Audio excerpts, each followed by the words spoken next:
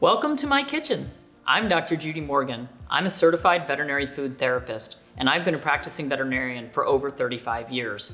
Today, I'm really excited to be in the kitchen with my friends from Viva Raw Pet Food. Hey guys, I'm Jennifer. And I'm Zach.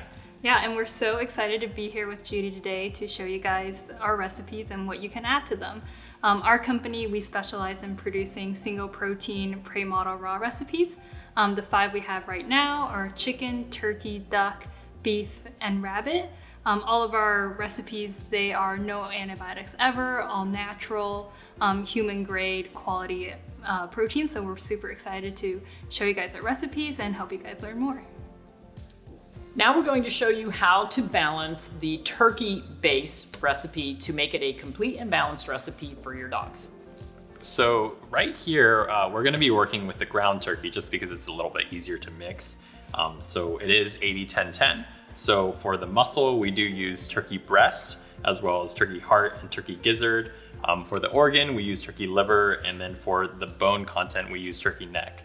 We also do have a chunked version of this, and that's something that I did want to mention. Because we do have a chunked version, we use the same cuts for both the chunked and the ground version, which means that we have to use very, very high quality cuts. So if you do buy that version, you'll see some of the turkey meat inside of there. And one thing that we do differently is we take a lot of care to source high quality meats.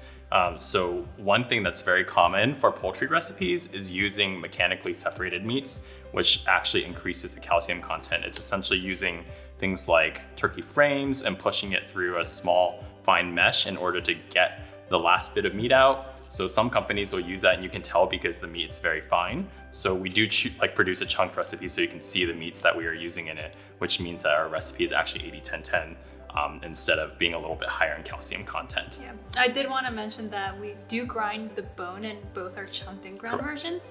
It's just like the meat and the protein part that is chunky or ground. Yeah, exactly. But the bone is always ground, just we want to take extra care there. Okay. All right, so we're gonna turkey in the bowl. This one is a little harder to peel.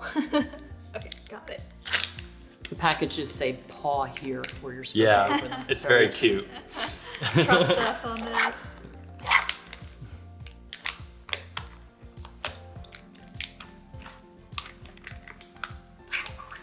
So handling this raw meat in your kitchen is no different than handling raw meat for your family. It's human grade meat, so it's not going to be contaminated.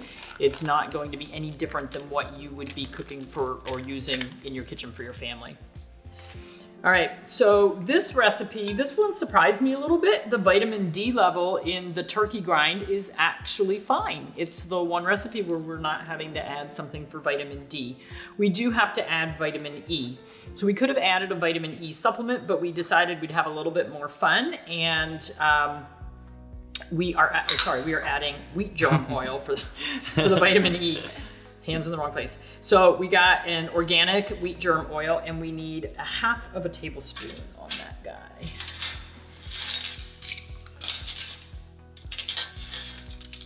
I'm just gonna pour this. Yeah, I think that'll be easier.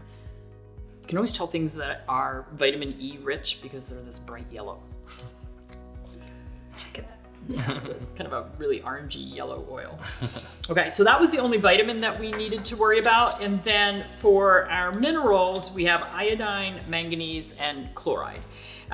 So for our iodine and chloride, we're going to use seaweed again. We could have used mussels to help with this, but we're going to use the seaweed, and we need a half a teaspoon. Half a teaspoon. Coming up.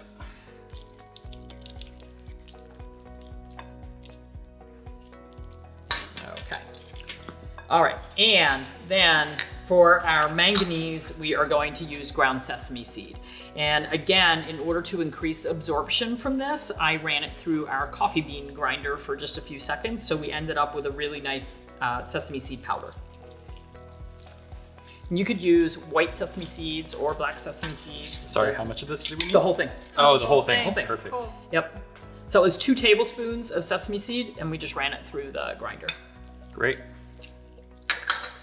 And that's that. That Easy peasy. The is slowest part is me mixing here. Yeah. You're the holdup. That is such a simple recipe. So we literally added 3 ingredients and we now have a complete diet to give to our dogs. You want to grab the platter? We'll see if our taste tester is still around. Oh, yeah, he's here. He's not going Is he still anywhere. employed? Yeah, he's still employed and he says he's not going very far. He says he'll Small do this. scoop He'll do for the this all taste day. tester. Tiny taste for the tiny toy. Tiny taste for the tiny taste tester. There you go, There you tiny go. taste tester. He's like, I'm over it. Oh, that was Okay, well, done. He says, I didn't even get to lick the mine pet platter. It just went down in a gulp. All right, easy peasy, folks. Thanks for watching. I hope that you've discovered how easy it can be to make balanced homemade meals in your own kitchen. For more information on keeping your pets naturally healthy, hop on over to drjudymorgan.com.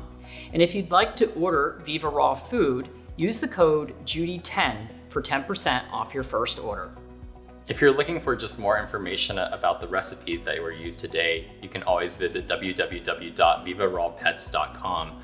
You can also find more information on our socials on either Facebook or Instagram at Viva Raw Pets or just looking at Viva Raw. We do ship all over the United States, not quite yet international, but we're working towards it. Thank you so much for watching.